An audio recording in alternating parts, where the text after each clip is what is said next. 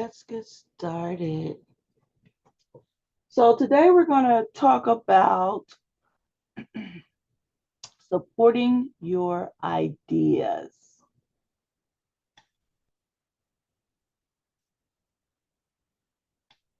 Okay, the roles of supporting material.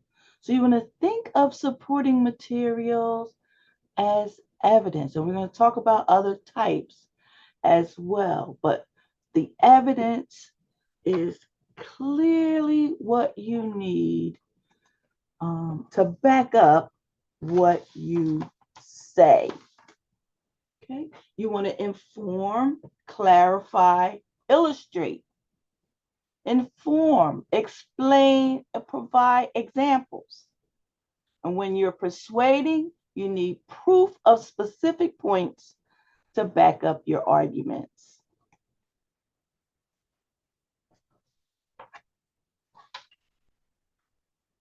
Okay, examples. You use them as a specific case to illustrate an idea. You use examples for your audience to understand something better. Okay. Brief examples, specific cases referred to in passing to illustrate a point. You can also use extended examples. Okay. A story or narrative or anecdote developed at length to illustrate a point. And you can have hypothetical examples.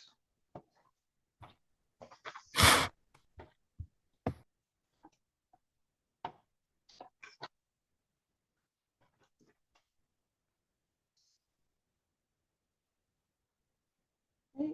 Hypotheticals examples are describing a fictitious situation to illustrate a point.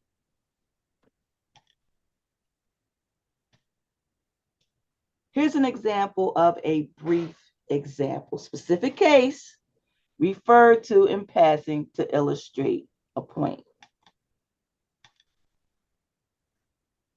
Many of us are familiar with prominent Chicanos and Chicanas, such as actress Jessica Alba, boxer Oscar de la Hoya, and guitarist Carlos Santana. That was an example of a brief example.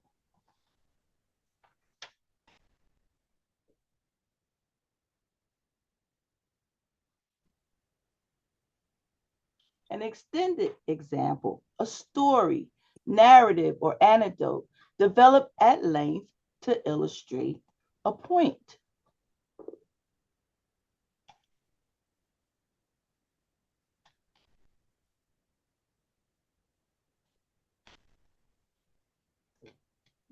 And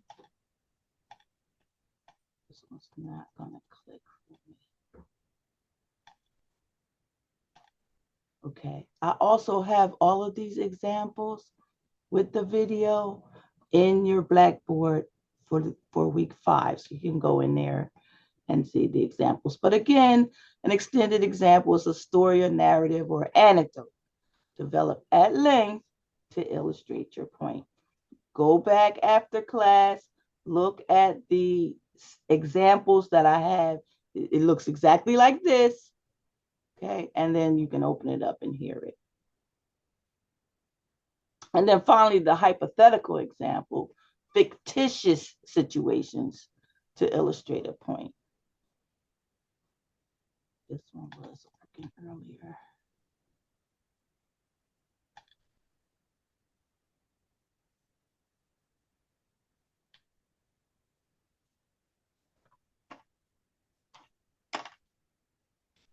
And again, you can go back and look at this one. Imagine you're at the farmer's market. Oh, here we go. In front of you are ripe red tomatoes, sweet and juicy and full of flavor.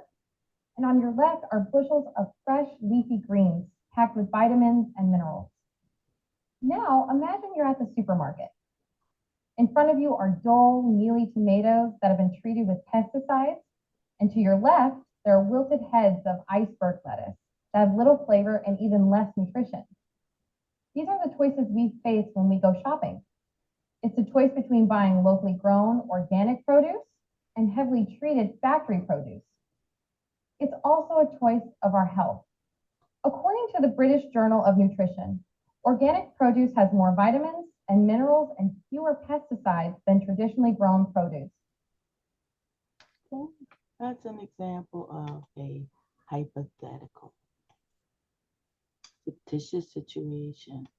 Okay, so tips for examples: clarifying your ideas, reinforcing the ideas, personalizing the ideas, making them vivid, richly textured, and practice delivery to enhance them.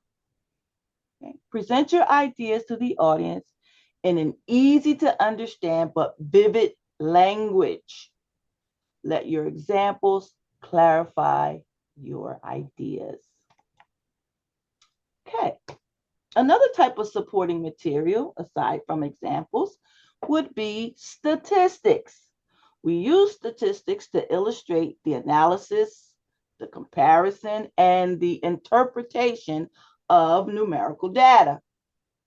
The goal is understanding relationships, so you want to slow down when you are presenting statistics. Okay? You want to use statistics to support your main points. So they are not exactly your main point on their own. They're used to support the main point or perhaps even your subpoint. But they're not the point that you want to make.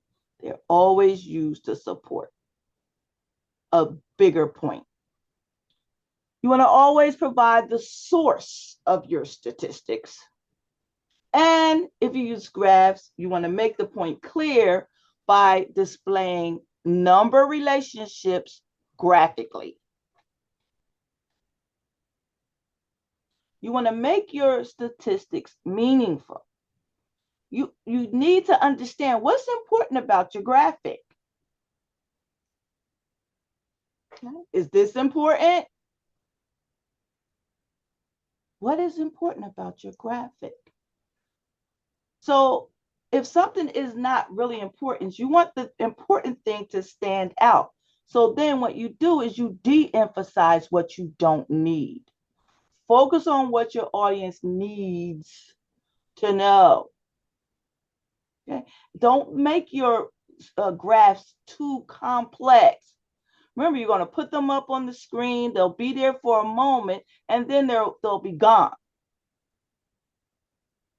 Okay, so don't clutter them with a whole bunch of stuff that could confuse your audience. Remember, we're using these things to clarify points, right? So you don't want that to be something that is difficult. You want to give your audience a common frame of reference. The global refugee crisis is now larger than any time since World War II. According to data from the United Nations, every day 28,000 people are forced to leave their homes because of conflict and persecution. In total, there are 22.5 million refugees worldwide. How many people is that? It's more than the population of America's 5 largest cities combined: Los Angeles, New York, Chicago, Houston, and Phoenix. So you see how she gave you a point of reference where you can, okay, these numbers mean this. Okay, what does that mean? Okay, that's these 5 cities combined. That's how much that is. So you have to make sure that your statistics are meaningful to your audience. Don't just put them up there to say, oh, I've got a graph, I've got a statistic. They need to mean something, and they should not cause more confusion for your audience. So some tips, you want to use them to quantify your ideas. You want to use them sparingly. You don't want a whole presentation of all graphs or statistics. You want to identify the sources. Where'd you get this information from? And explain them thoroughly. Explain it to your audience. What does it mean?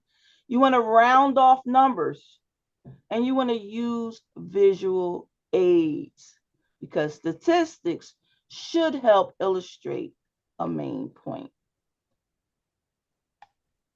Another type of supporting material would be testimony. These are quotations or paraphrases used to support a point. You can have expert testimony, okay, where you get it from recognized experts, or you can have peer testimony from ordinary people with some type of firsthand experience and insight into what it is you are presenting. It's very important when you are using testimony, okay, because it requires an extra step. And when you're using this testimony, when you use direct quotes accurately and in context, don't use testimony out of context. Same thing with statistics, because we can find statistics to back up just about anything. Okay, you want to paraphrase accurately. You want to use qualified sources. You want to use unbiased sources. You want to identify the sources as well. Okay, so don't just say someone said this. Who's this person? Tell us about them. Why should we believe them? Okay. Now, I told you that the testimony requires an extra step. That extra step is credentials and qualifications. If the person is not well known, you need to let us know, why should we listen to this person? Why should we take what they say as truth?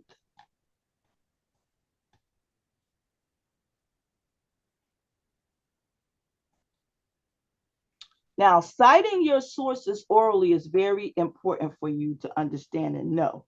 You want to make sure that you give the name of the document, okay? You want the author or the sponsoring organization that is delivering this information to you, or providing this information rather, the qualifications and dates. You should not give information that's more than 5 years old. Okay? So when you cite that source, make sure you have all this information when you are telling us who's citing this, who's actually telling us this information. You're citing what someone else told us, or wrote a book about it, or did some research on it. Oral citation, here's an example. According to the Education Monthly article, Creating Sustainability with a Paperless Classroom, Professor Utley Herring found mixed results among students in the spring of 2011. Okay? So don't just say, researchers say, blah, blah, blah, blah, blah. Oh, yeah? What researchers? Not only what research, why should we believe them? Who are they? How long have they studied this? What's the name of this article you're citing? Okay? What's the name of the department where you got the statistics? Maybe you got some statistics on highway traffic safety about the number of accidents that are happening. You need to make certain that we understand where this supporting material you're delivering to us is coming from. Here's another.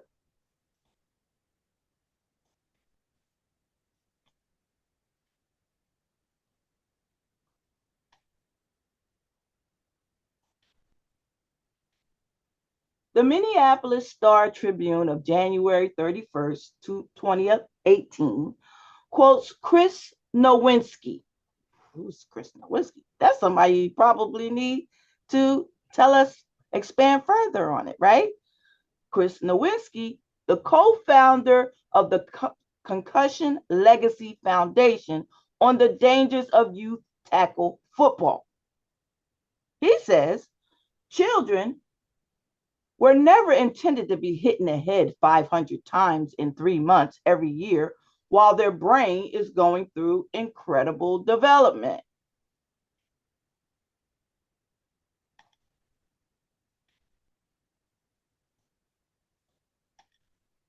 So remember to cite your sources when you are supporting your ideas.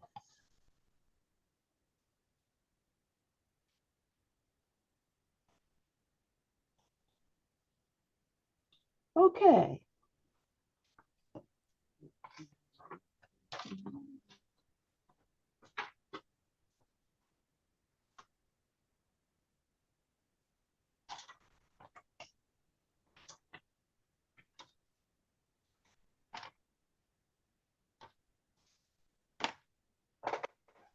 All right. Any questions about your citing your sources, supporting materials, the different types? Okay. Again, I do have that PowerPoint also, so you can go back and you can look at it. You can come back and you can look at this video as well in the PDF that I put up that PowerPoint. The videos don't play, but I put the videos underneath it. So you can look at those videos again for examples if you need to refer back to it. All right. So I just did want to just make some brief comments about your upcoming informative speech. The working outline was due already. And on the 28th, Saturday, your preparation outline is due. Remember, that's the full sentences. Now, there is a guide.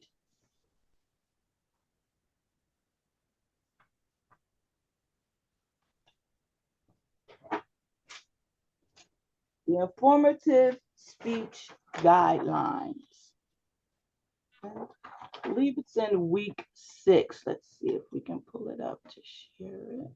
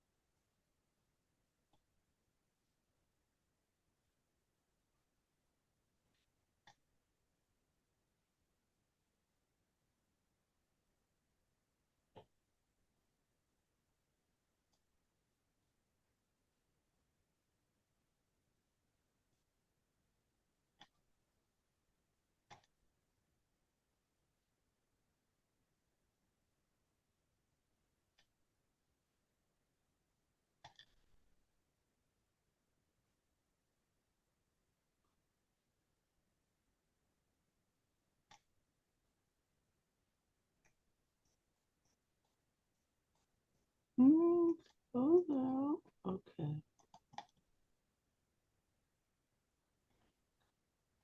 Can everybody see the blackboard?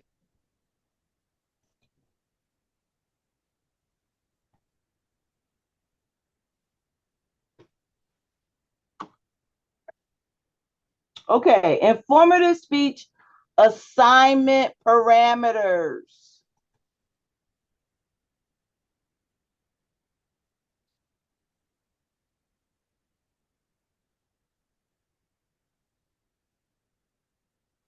Okay, this is your guidelines. You probably need to go in there, print this out, and keep it with you so you can refer back to it to make certain that you are fulfilling all of the requirements that you need to meet. All right. You need 3 credible pieces of research.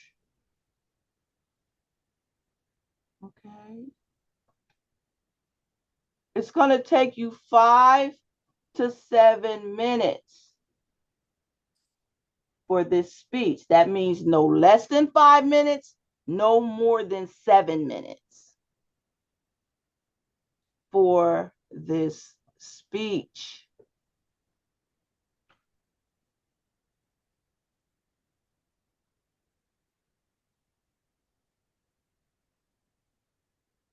Now, This speech is a little different than your first two speeches. Number one, you're going to have to conduct some research for this speech. Okay, that's why I told you you had to have those sources. Okay. As well, you are going to have an audience for this speech. No less than 3 people, no more than, well, you can have as many people as you want. Okay. But it's going to be important for you to pan the audience, okay, before you speak. And there is an example of that in week 6 folder. You're going to have to use visual aids. They are required for this speech. Now, it can be a slide or it can be an actual thing, object that you utilize as a visual aid. And there's specific visual aid, a number of specific visual aids that you have to have. You have to have at least one for each main point, at least one. Now, this is very important, and I want you all to put on your listening ears, your best listening ears, okay? Because I tell students this all the time, and sure enough, students still do what I'm getting ready to tell you, you better not do. Okay? So, your speeches in class, they're not PowerPoint speeches. So, if you do your entire speech as a PowerPoint, your grade's going to reflect it that I told you not to do that. Okay? So don't think that you're going to be over here on the side. We can't see you. We can't really evaluate you because you've got a PowerPoint up here on the screen for the whole 5 minutes. So please don't do that. This is not a PowerPoint speech that you need to deliver. The same is going to be for your graded persuasive speech. We want to see your face. I'm going to put the speaker view on. We need to see your face. If you have slides, you can put them up. You can show them while you're talking about it. As soon as you finish talking about that slide, you need to take it down. Don't leave visuals up that have nothing to do with what you're talking about now. Okay? Any questions about that?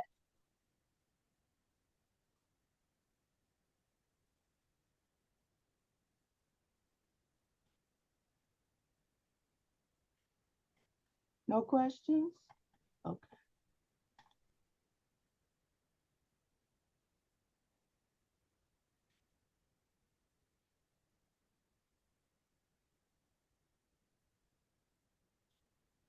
Now,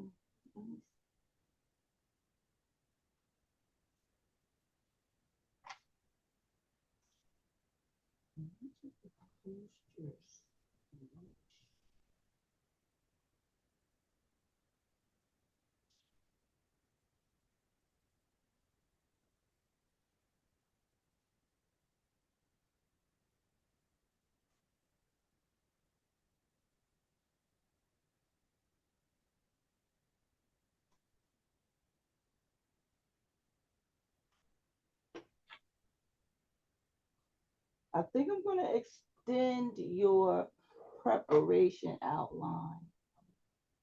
Um,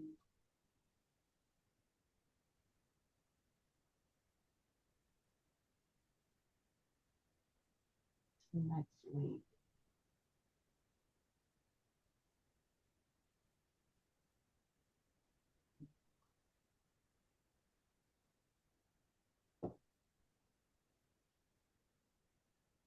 Is it still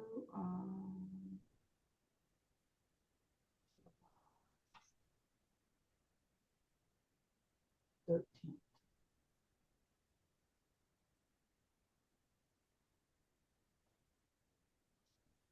All right, so I'm going to postpone your preparation outline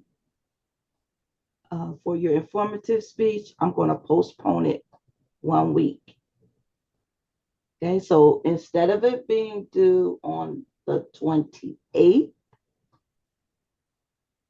I'm going to postpone it until the 5th, July the 5th. Okay.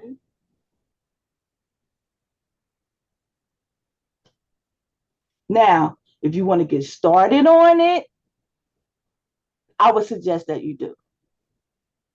Okay, get started on it. Start your research. Start outlining. I'm not going to have you actually submit it until July the 5th.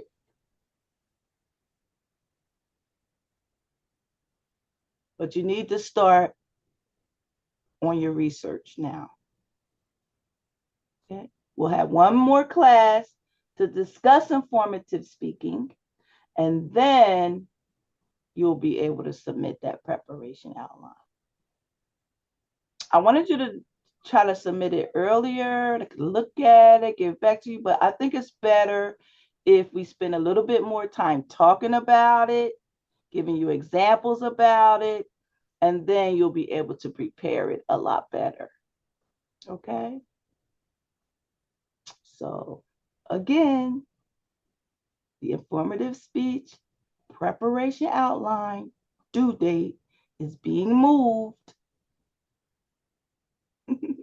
I'm going behind what I'm saying, but it's being moved to July the 5th. Any questions about your informative speech? You're going to need a bibliography. We're going to talk about that some more next week. Okay, not a works cited page. It's different. They are different.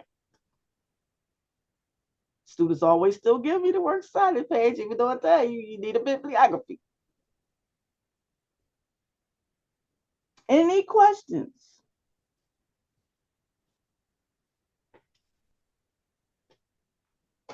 All right.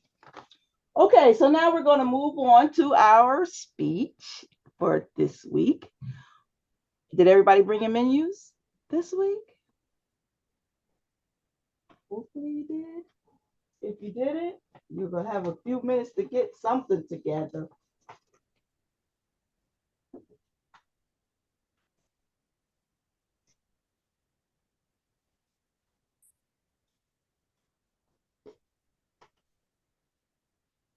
Okie dokie.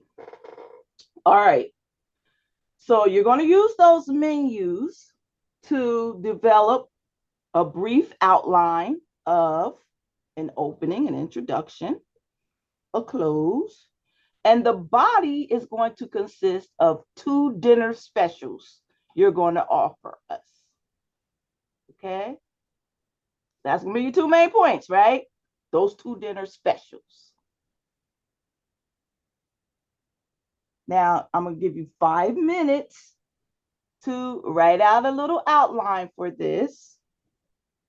And then you're going to deliver your brief speech with as much vocal variety as you can muster up.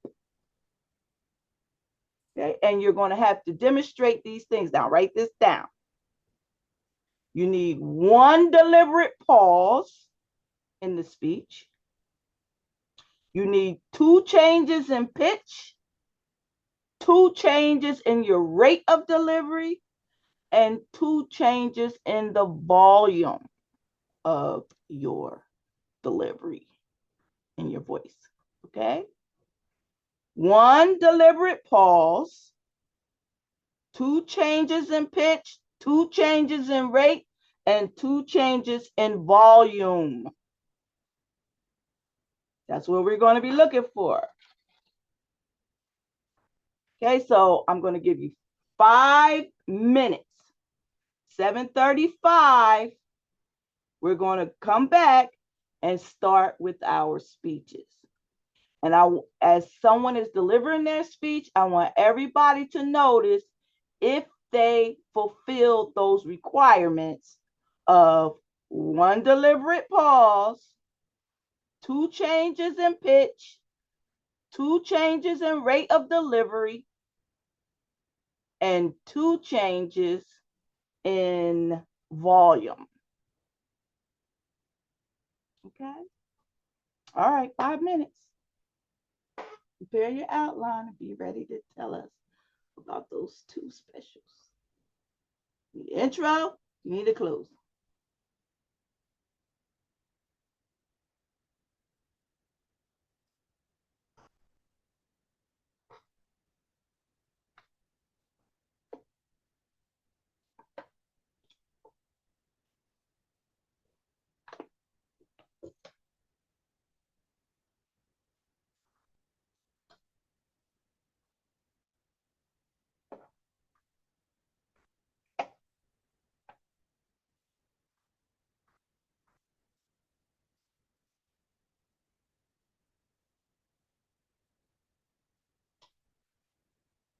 Pause the recording. Remember to remind me to turn the recording back on.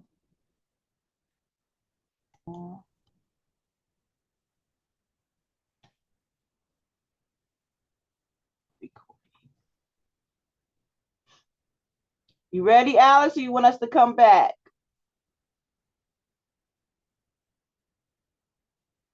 You had to come back to me. I'm still working on it. Okay.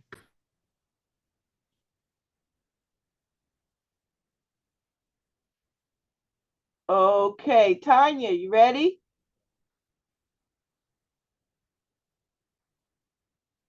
Now yet. You not ready? No, now yet. Not yet? Okay. Zoe, you ready? Not yet. I'm still ready. Okay. All right, now remember, I gave you this assignment 2 weeks ago. I told you about it. Last week, I reminded you about it, right? So you really should be done by now. Like I told you, I'll give you 5 minutes. Last week, I told you I'm going to give you 5 minutes to prepare this, to go over it, make certain that you have everything you need practice. But I gave you this assignment 2 weeks ago. Angela, you ready? No. Daniel? Yeah, I can go. Okay. Imagine stepping into a place where the room alone makes you feel like you're halfway across the world. That's what P.F. Chang's delivers every single time. Tonight, I want to highlight 2 dinner specials that don't just satisfy your hunger, they make you feel something. First, let's talk about the Mongolian beef. It's tender, work-seared flank steak glazed in a sweet soy sauce and tossed with green onions. It's bold, it's savory, it's unforgettable. And when the sauce hits the rice, you're not just eating, you're experiencing flavor on another level. Now, let's switch gears and turn our attention to something a little lighter, but just as powerful. The Asian grilled salmon. This one's elegance on a plate. Wild caught salmon marinated in citrus, grilled to perfection. It's fresh, clean, and comforting. Perfect for anyone looking for balance, but with no compromise on taste. It's the kind of dish that speaks quietly but leaves a loud impression. In conclusion, whenever you're craving something rich and hearty or something light and redefined, P.F. Chang's has a dinner special waiting for you. So next time you sit down, don't just order. Experience what these dishes are meant to be, a journey of flavor worth every bite.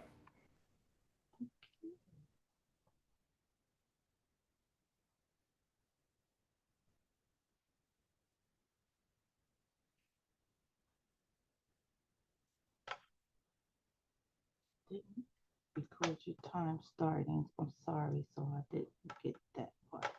Okay, did we hear? Very good job, Daniel. Very good job. You definitely had all 3 parts of your speech. A good intro, a good body, and conclusion. How about the deliberate pauses? Did we hear Daniel do at least one deliberate pause?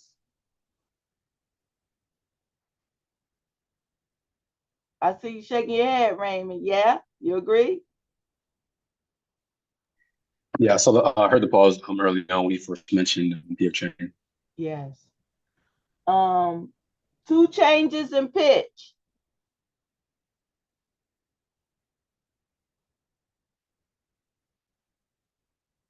Anybody recognize the two changes in pitch?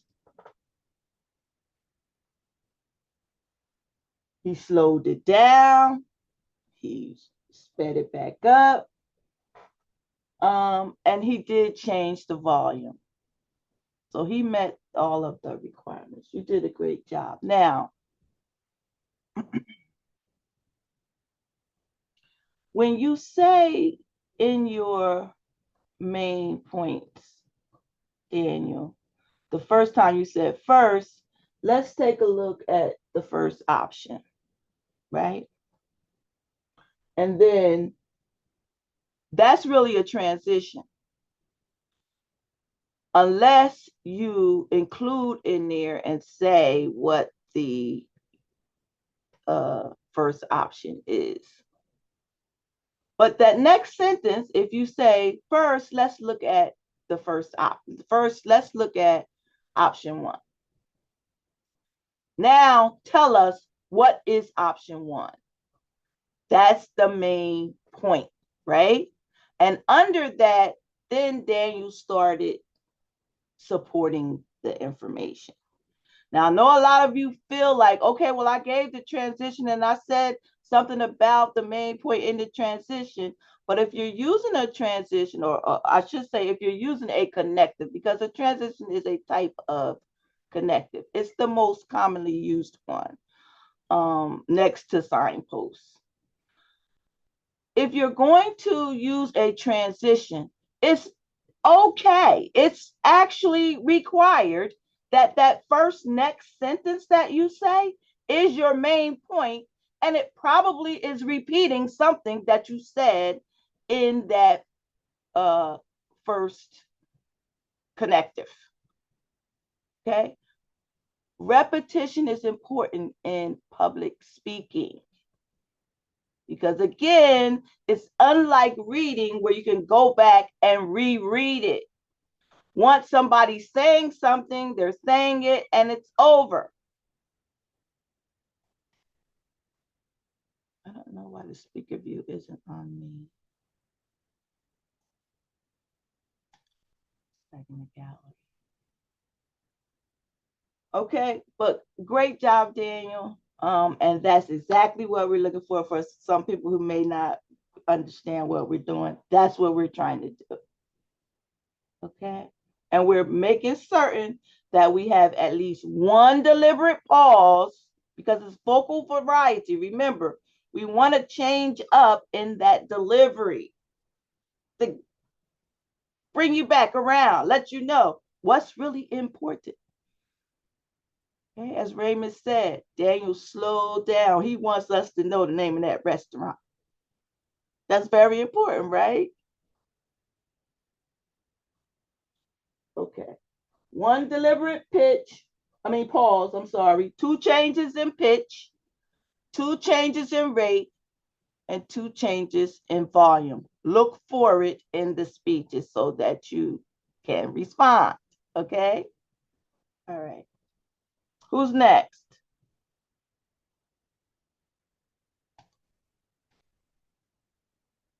Okay, Jen. Hi, everybody. This takeout menu is from Best Choice, so please listen closely as I tell you about two of the amazing specials available. Our first special tonight is the seafood soup. Refrain from this dish if you have a shellfish allergy, because this includes scallop, shrimps, and crab meat. They topped it with scallions, and it's a personal favorite among patrons. Now, for something comforting, our next special is lemongrass soup. It includes everything listed before, but they add mushrooms, tomatoes, and lemongrass. It's nutritious and delicious. So no matter what you're in the mood for, come on down to Best Choice. It's the best choice you can make for your meal. All right, Jen. Good job. Good job. Definitely she followed with that vocal variety, indicating to us, aside from the words, what was important, what we needed to hit on, changing up so that we're not getting a monotone voice and falling asleep in what she's saying. Great job, Jen. Okay. And you definitely used all of them. Anybody else have a comment for Jen?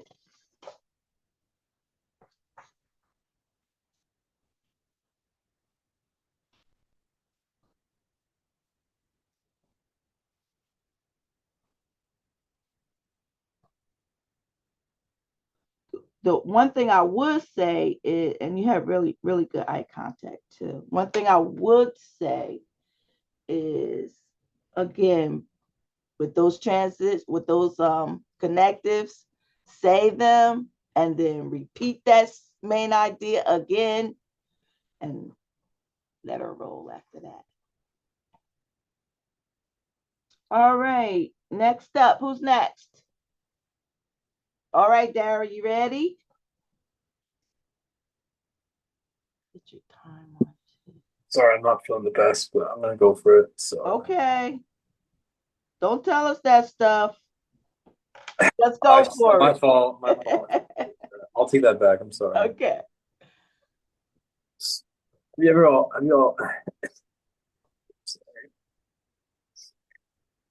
you always wanted to go to Italy and wanted to have the taste of Italy, a taste that brings you back to Italy, that you almost feel like you're there. That's why I wanted to introduce you to Villa Brome over at Robbinsville, New Jersey. It's one of the best Italian restaurants I've ever been to, and a restaurant I'd recommend you try. First off, we start with the vodka rigatoni. The taste of tomato paste, cream, and the splash of booze. Taste hits so well, especially the cream, along with the option of chicken and shrimp. And even if it's cooked with vodka alcohol and the vodka is cooked off, it still contributes to the overall flavor profile. Helps to release and disperse the. I'm so sorry. I'm sorry. You're doing great.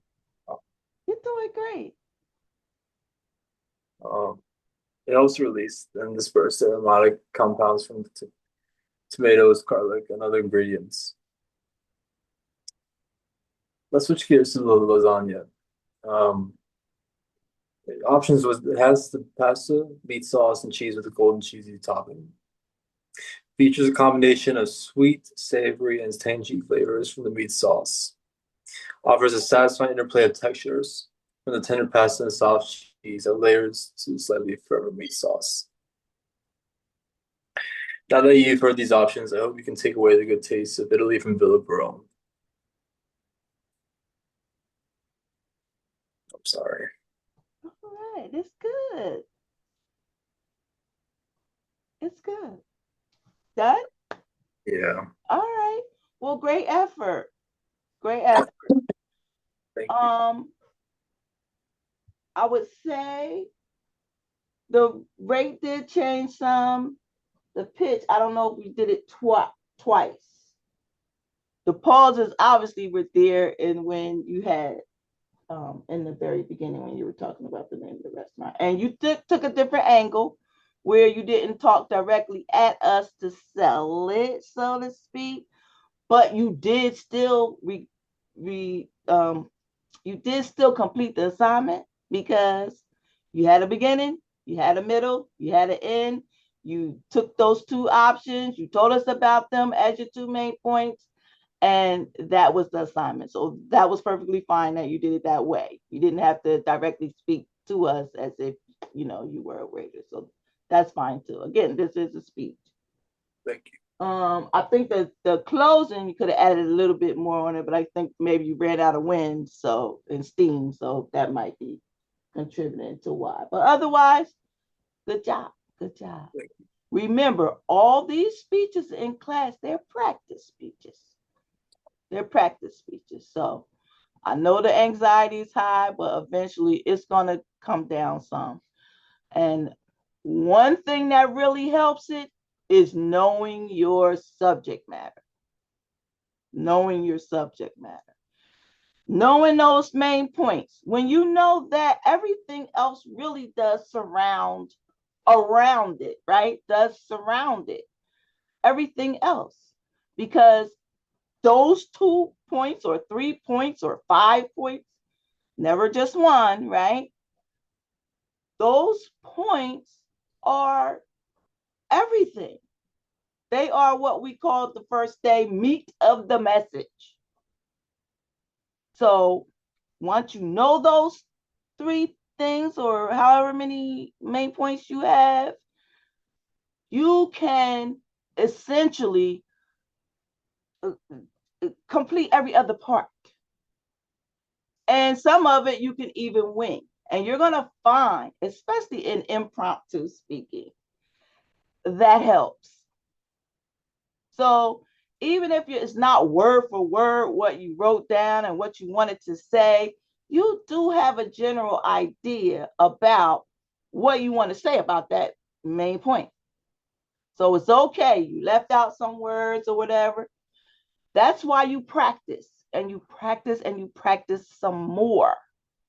Okay? Very important to practice because you'll figure out which parts. Okay, I maybe need to put this in my speaking outline because I keep forgetting this. And this is something I need to make certain that I say because I want to say this way or that way.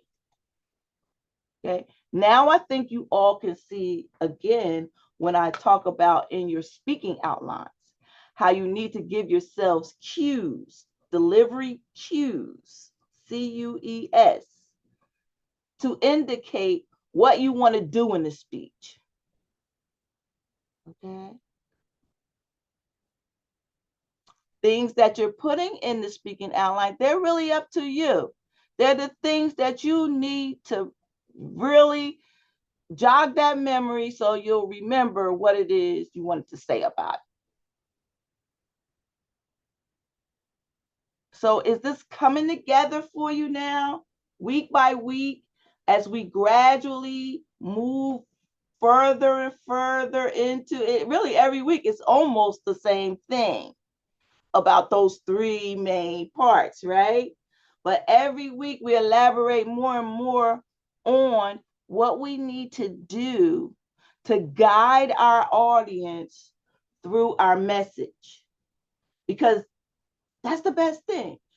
You're in this class because hopefully everybody wants to be a better communicator, right? And you want to leave this class being able to deliver an effective speech. That's what you're looking for, an effective speech. So you may not get all the words that you wrote down correctly, but that delivery really does matter and takes that message over the hump.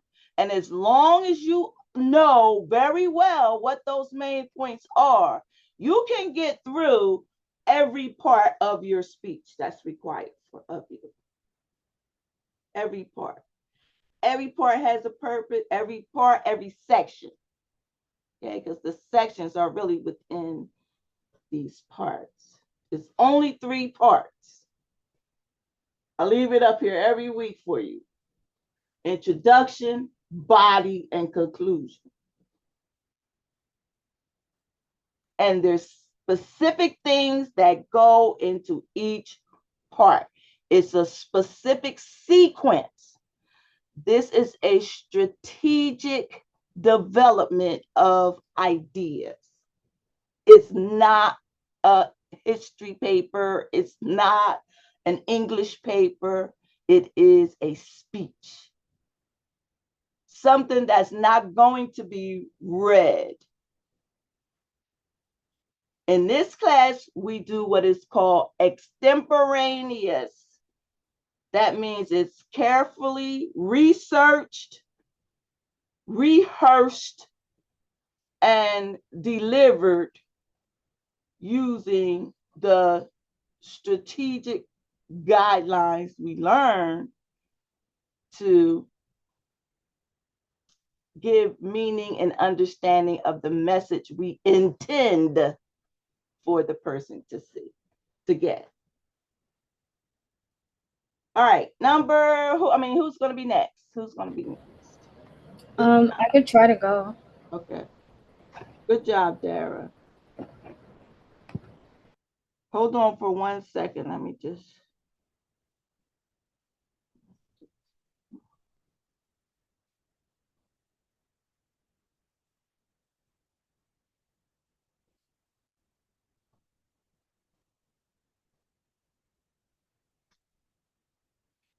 Okay. As far as the timing, I'm forgetting to do the timing on it, so you can go back and look at the time. And I can also tell you, because when I go back to actually grade you on it, I'm going to look at this again, and I'll have the time for you. So I can't answer that question whether you did it within the time period, but it's 2 to 3 minutes, remember.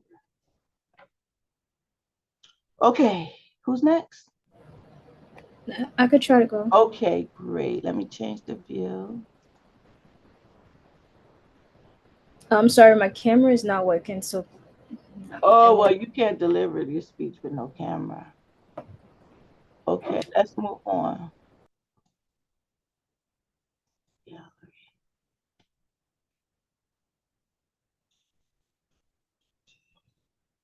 Who's next? I'll go. All right, Matt. Okay. Good evening, everyone. If you're looking for a dinner that's more than just a meal, something truly unforgettable, Ruth's Chris Steakhouse has two exquisite specials tonight that you won't want to miss. Let's start with a cut that defines indulgence, the bone-in filet with garlic herb butter. This isn't just any filet. It's hand-selected USDA prime bone in for added flavor and seared at a blazing 1,800 degrees to lock in every drop of its natural juices. Then it's topped with a sizzling swirl of house-made garlic herb butter, infused with fresh rosemary, thyme, and a whisper of lemon. The aroma alone could stop conversation at the table, but the taste is bold, buttery, and unforgettable. Now, if your plate leans towards the ocean, we've created something just as extraordinary: our pan-roasted Chilean sea bass. It's delicate, flaky, and it rests on a creamy bed of sweet corn risotto that's finished with a silky citrus beret blanc sauce. Let the richness come through. Imagine the contrast, the light crisp of the sea bass skin against the creaminess of the risotto, with bursts of fresh citrus and a hint of tarragon. To create a sense of anticipation, each bite is balanced, bright and layered with flavor that unfolds on the tongue. Whether you're celebrating or just treating yourself, tonight's specials promise to be a highlight. So relax, sip, savor, because at Ruth Chris, your table is waiting. Okay. Good job, Matt. One thing that stood out for me was I noticed when you delivered that main point, it wasn't full sentence. You just identified what it was. So remember, again, it's not enough just for that transition. You need to state that main point in a complete sentence. So you think maybe in your speaking outlines, you probably should write out your main points, at least the noun and the verb of it, and any other words maybe that you may be leaving out when you're trying to practice your speech. Because, you all are supposed to practice these speeches. And practice doesn't mean just one time. And it's a good idea to even try to practice in front of somebody, test it out, so that when it's time for you to actually deliver your speech, you're ready. Of course, the impromptu is different because you really generally have only moments to get it organized. But when we are talking about the extemporaneous speeches where there's research on it, you need to practice it. So that's why you start early. You get all your information, you start organizing, you have it, and then you have some time left for the practice part of it. Okay? You need to practice. That's going to better help you to write your speaking outline that you're going to use, because you're going to know, okay, I need to put this in my speaking outline. I might forget this. That's what that speaking outline is for. Okay. Otherwise, it was pretty good, especially your supporting materials about it and your introduction. And you did put the pauses in the beginning. We know that was Ruth's Chris that you were talking about, right? Ruth's Chris. Okay, now just make certain, everyone, that your whole face is on the camera when you're speaking. That's important. Like, don't have it cut off, your eyes cut off, your mouth cut off, or something like that. Have your whole view of your camera. Changes in volume and rate as well. Okay.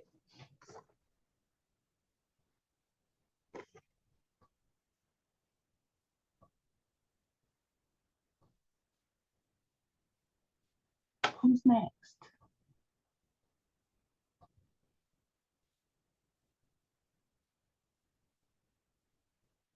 Riti, you ready? Are you ready? Yeah, I can go. Good evening, everyone. When it comes to food, we often ask, will it fill me up? Will it taste good? But what if it could also feel right? At Olive Garden, flavor and mindfulness meet on the same plate. One standout is a spaghetti with marinara sauce, a classic, yes, but this version is 100% vegan. The pasta is perfectly al dente with just the right bite, and the marinara, it is a slow simmered tomato sauce rich with garlic, onion, basil, and a hint of sweetness, and it is topped with sprinkles of fresh Italian herbs, so fragrant that they could practically introduce themselves. And if you're craving something lighter, the Mindstone soup, it's a rustic vegetable soup brimming with zucchini, green beans, spinach, red kidney beans, and a tender pasta shell. The broth is tomato-based, well-seasoned, and infused with natural sweetnesses of the veggies. Every spoonful feels like a warm welcome. These aren't just the side items, they're full flavored dinner options, delicious enough to satisfy any guest at the table, plant-based or not. So next time you're at Olive Garden, remember, you can choose a meal that is flavorful, filling, and completely plant-powered, because sometimes the quietest choice speak the loudest. Thank you. Okay. All right, good job. I think you all are getting the hang of this now. Okay, any comments on 3T?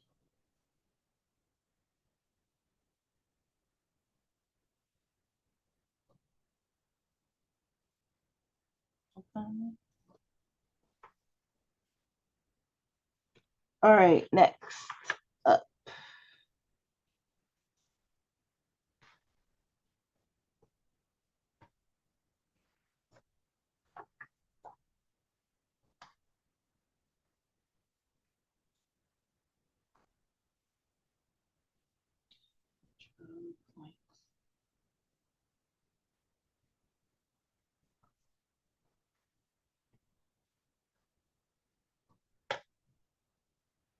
So one thing I would say, 3T, before we go to the next person is, the conclusion needs to in some way let the audience know that you're at the end. So you wouldn't necessarily say in closing if you were speaking to someone about the menu, but you might add a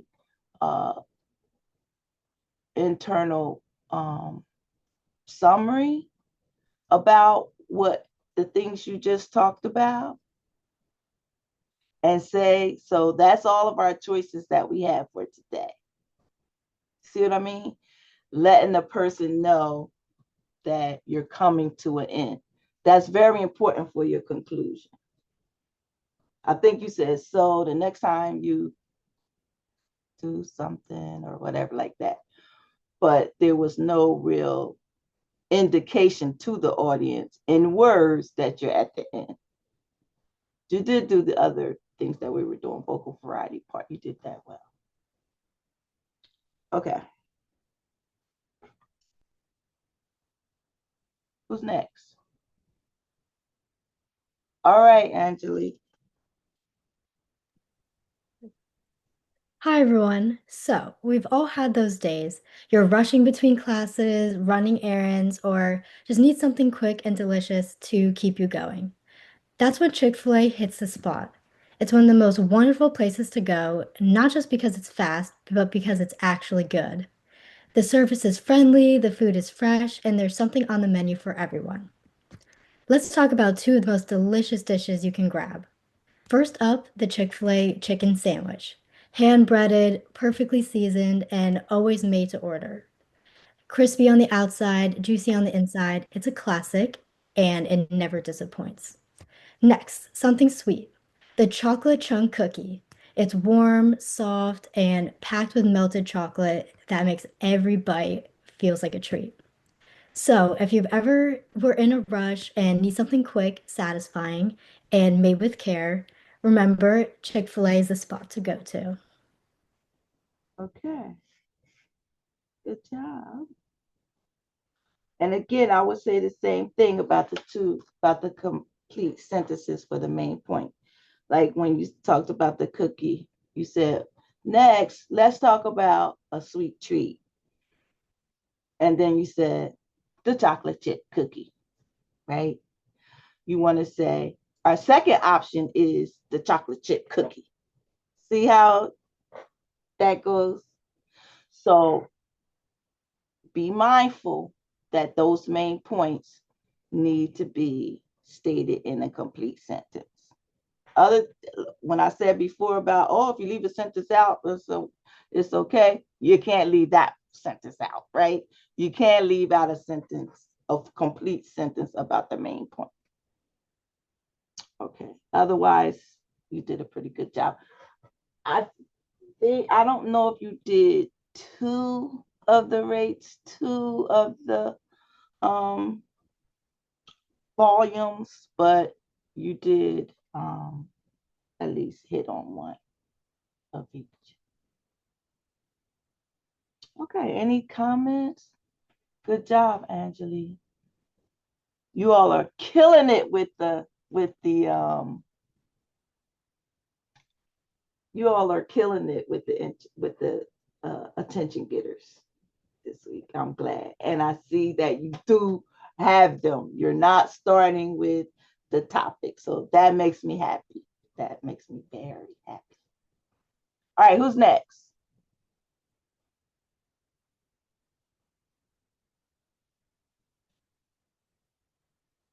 Tanya, okay. Zoe, you ready?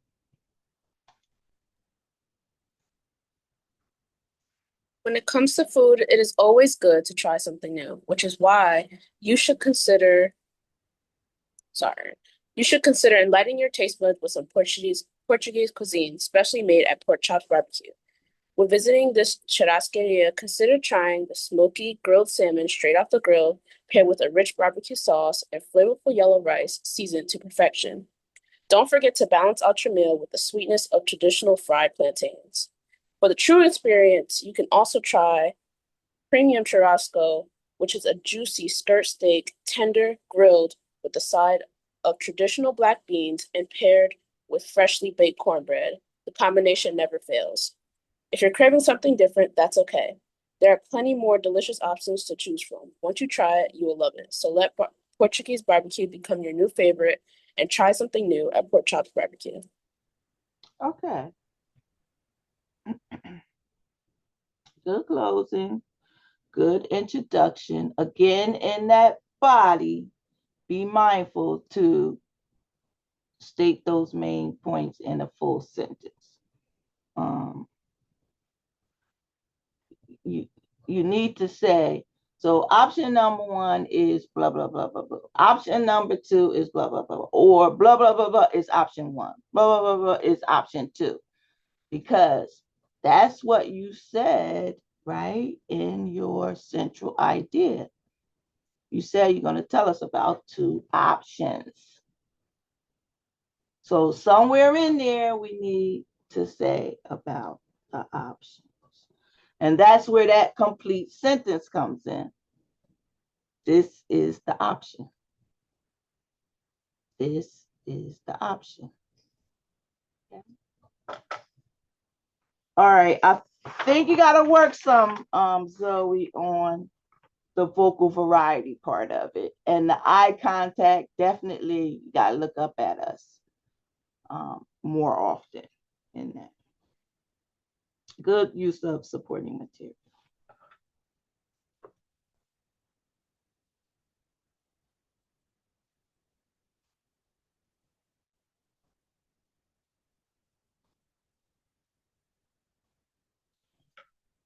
Who's next? Thank you, Zoe. Who's next? Me, Rose. Okay, Rose. Hello, everyone. Have you ever tasted something so simple but full of flavor? It instantly reminds me of my home or culture. That's what banan peze is for many Haitians. A crispy, golden snack that's more than just food. It's a tradition. Today, I'm going to tell you about banan peze, a popular Haitian dish made from fried plantain. I'll share how it's made, its cultural importance, and why it's a staple in Haitian households and celebrations. Banan peze is, in English, fried plantain, but it's not actually made with bananas. It's made with actual plantain. You can find this dish across the Caribbean and Latin America, but in Haiti, banan peze has its own special taste. To make banan peze, you start with green or yellow plantains. You peel it, you slide it, then you fry it until they are golden on the outside. After that, you press each slide flat. Traditionally, using something like a banan press or just a flat object, and then fry them a second time to get that crispy, delicious finish. They're usually served hot with a pinch of salt and often paired with pickles that we prepare. A spicy Haitian slaw made from cabbage, carrots, and peppers. Banan peze is often served with griot, fried fish, or even avocado. Taking a basic ingredient and turning it into something flavorful and comforting. For Haitian living far away, it's a taste of home. So the next time you see a plantain, don't underestimate it. In Haiti, it becomes banan peze, crispy, rich, and full of cultural flavor. It's a reminder that sometimes the most meaningful dishes are the ones that connect us to our roots. Okay. You just made it with that time, too. Thank you. All right.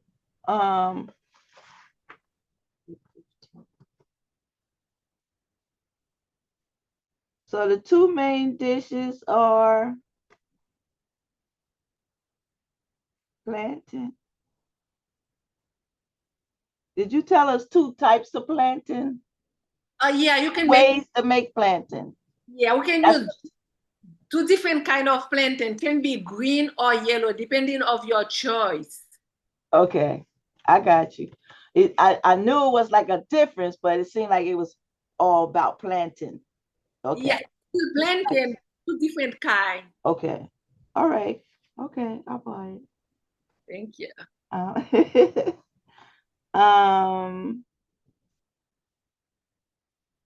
Good supporting materials. Summary again. Remember, some type of way you got to tell the audience that you're at the end of the speech, and not just in the closing, like right in the beginning of the conclusion. You let them know that you're coming to a close. did get your pitches. I didn't get, so I mean, it did seem like you slowed down maybe a little bit. I mean, I didn't get your pitches, I got your pause, but I didn't really get too much change in pitch to me. Rate, you did change back and forth, and when you the volume, I only did see one change. I didn't see more than that. So remember, work on that vocal variety for you. Vocal variety is something that you have to really work towards.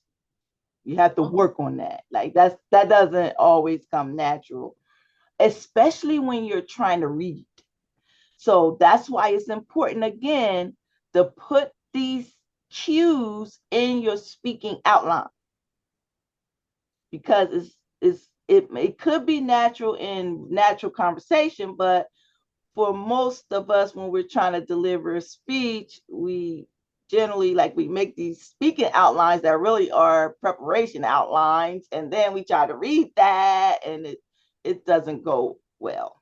Okay, so remember the things that you can't remember. That's what goes in your preparation outline. All right.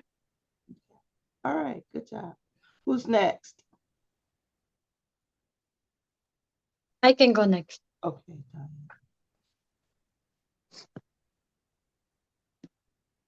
Okay. There are many delicious dishes from different cuisines. Each dish has different tastes and peculiarities of cooking. Today we have two special dishes. First, we have the simple combination of fried chicken and white rice. It stands as a universally appealing comfort meal. These offer a really crispy skin, tender and juicy meat. Whether buttermilk, marinated, or spicy, it provides the main flavor. The white rice complements this richness, acting as a perfect canvas. Its mild, fluffy textures absorb savory juices from the chicken, offering a balanced counterpoint that rounds out each bite. Second, we have pizza. This is everyone's favorite food because it's a delicious combination of flavors and texture. The crispy crust, cheese, savory sauce, and endless topping option make it a versatile and satisfying meal. It's a great option for a quick meal and easy meal, whether you are dining in a restaurant or ordering online. In conclusion, the menu may seem basic, but its enduring popularity speaks volumes. It's a dish that consistently delivers on comfort, offering a satisfying and flavory meal for diverse tastes. Okay. All right. It seemed like you try to change the voice mostly on the end of your sentences. So be mindful that you want to, whatever it is you want to stress, that's where you put in these pauses, put in these change of voice, pitch. It seemed like you were doing it when you were describing what some of the foods were tasty, what was tasty about it. So you did do some pauses there. That was good. But try to get in more vocal variety. Don't just change it at the end of the sentence. Your voice does change at the end of your sentences. So it may be doing that naturally. I'm not sure. But you did have all the parts. That was really good. And like I said, you all are killing the introductions. All right, who's next? Thank you, Tanya.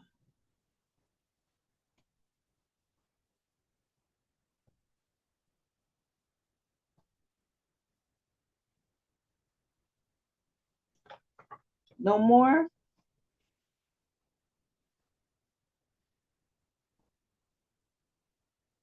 And Tanya also full synthesis, because you said second is, and then you said the second choice. So you want to say the next option, whatever, whatever, is our second option. The next choice is our second option. And say what the option is in a full sentence. Don't just say the option. Okay, thank you. Who's next? Got 10 more minutes.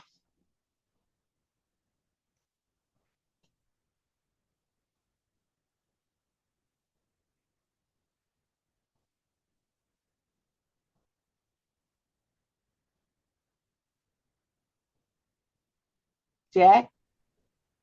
Professor, I will go. Okay. Okay. So. Okay, I'm ready. Okay. As a busy person, we have so many places to go. We're busy with so many things in our life, and we run out of time with to prepare a decent home cooked meal. And well, a place I like to call is called Taco Bell. Taco Bell provides food chain for separate and good health and less cholesterol and protein menu, and with different ingredients contain fewer calories and protein than other places. The special meal I would like to share uh, is a, is the rice and burrito filled with sauce, chipotle and peppers, and sour cream and cheese, and other veggies and wrap. These this can be added this be graded for a vegetarian, for a person who is more who eats more protein. These different uh these are with healthy options of tasting and healthy place to eat than other places. Okay. You done?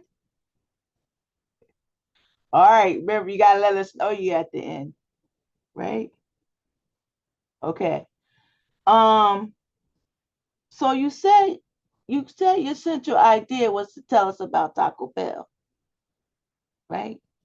But really, you're telling us about two options at Taco Bell, right? So make sure your central idea says what you mean it to say. Like say the words. Okay. So really your central idea is today we're going to talk about two options at Taco Bell.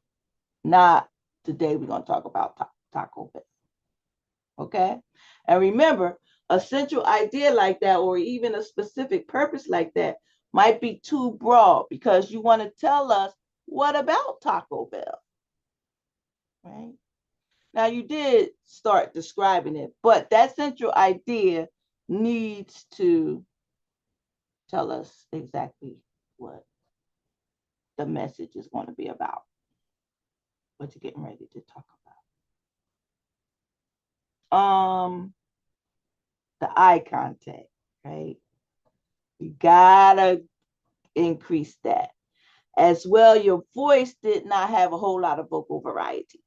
So again, you're going to put a lot of cues in your speaking outline of where you need to, inject some vocal variety, some change in your voice, than to be monotone with the same tone, pitch, volume, rate. You don't want to do that. All right. Okay, but you did have all three parts, and that's good. Okay, who's next? I can go. Okay. Good evening, folks. Sometimes the day ends and all we want is something hot, easy, and delicious. That's when Wendy's takeout speaks your language. Our first feature tonight is the homestyle chicken dinner.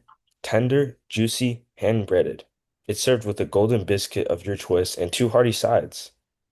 Craving comfort food without cleanup? That's dinner done right. Next up, Dave's Double Combo. Two sizzling beef patties topped with cheese, lettuce, tomatoes, pickles, and signature sauce, and comes with fries and a drink.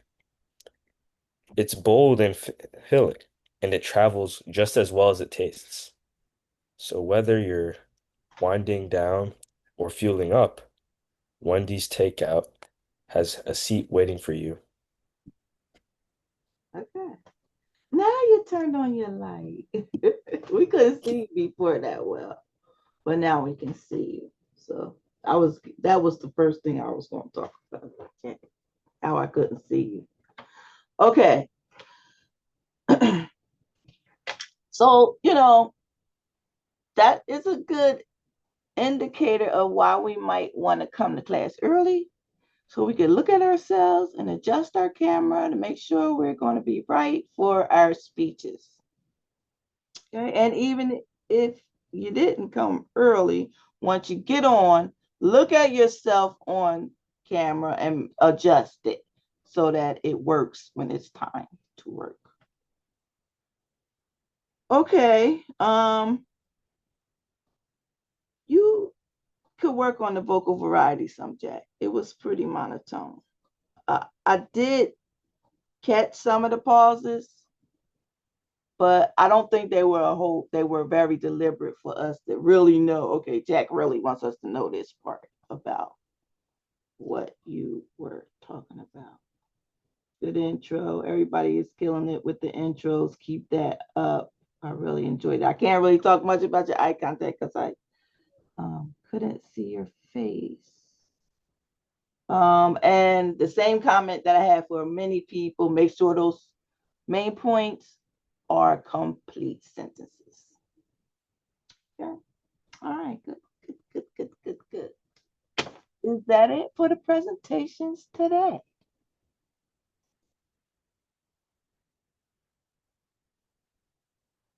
Okay. So, what I want to tell you today.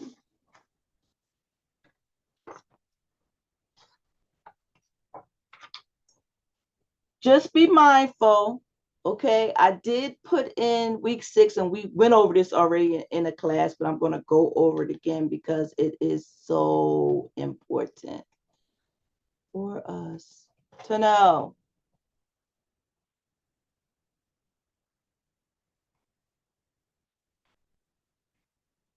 There is in week 6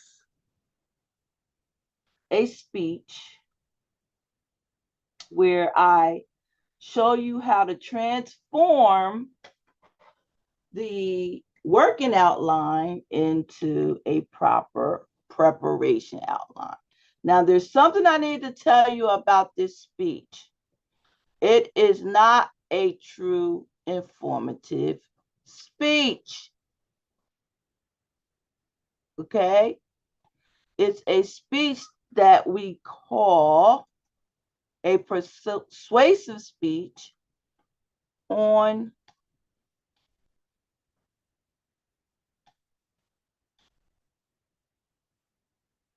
question of fact.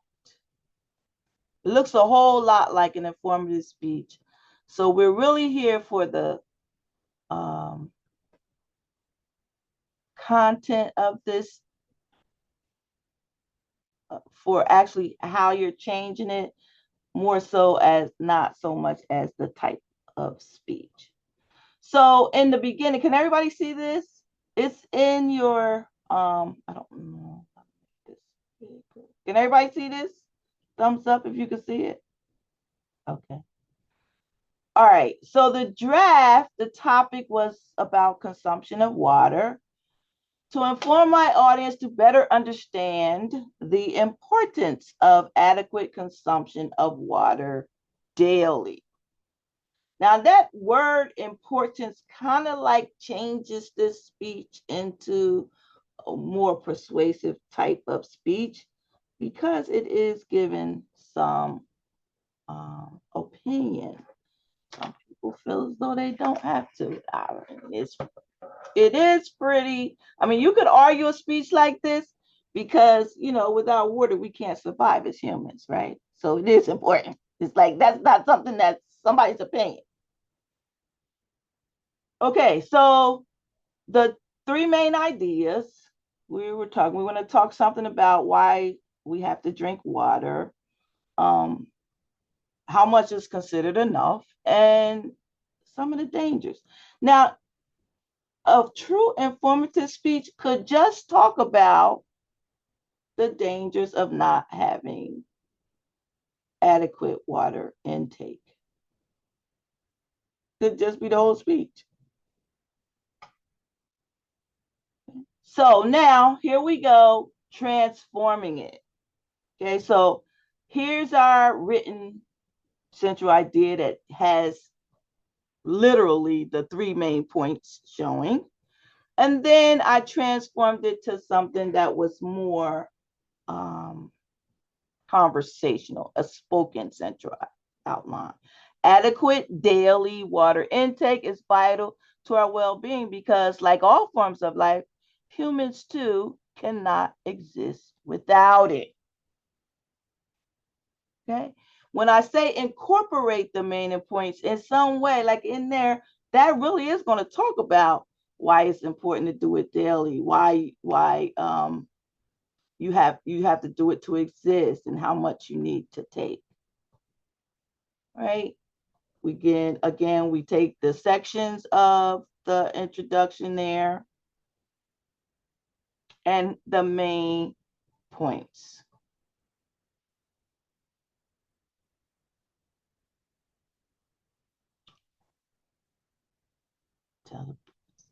Describe them. Notice how we are indenting as we move from varying types of points that we make. So the main points all the way to the left, and then we move slightly to the right for the sub points, and then sub points move in more, and then the sub points move in even more. Okay, and you can look at this to see, more information about it. Okay, it's time to go. I kept you a little longer. Are there any questions about anything we talked about today? Again, make sure you review module 6, talking about informative speaking. Now, I'm going to send you who's in your groups, and you all are going to have to, by the day after, I think, or 2 days after our next class, you're going to have your topic for your persuasive speech. Remember, the persuasive speech is a group speech. So I'm going to put you in groups. I'll let you try to decide a group. Okay. We need at least 3 people in a group. If you want to start getting your group together, you can. Otherwise, if I see that you don't have a group, then I'm going to give you a group. And then again, on the second, just the topic. That's it. And who's in the group. You have to tell me that information. So we'll wait till Monday to see how many people actually got into a group or not. And if you didn't, I'm going to put you in one, and then that group has to come up with, in 2 days, a topic. Now, when you're in your groups for your persuasive speech, people may let you down. So you have to move on without them. If you see that nobody is doing anything, then you do it. Because at the end of the group speech, every student gets a chance to talk about what each person in what each teammate did or didn't do. Okay, so that information goes. So if you end up doing everything on the speech, you're going to let me know that. Okay, you're going to grade every person in your group of how much work they did. But we'll talk about that some more. All right, no questions. Sorry, I kept you a little over today, but we did get out a little early last week, so we're even now. Have a great week, everybody. Thank you. Bye.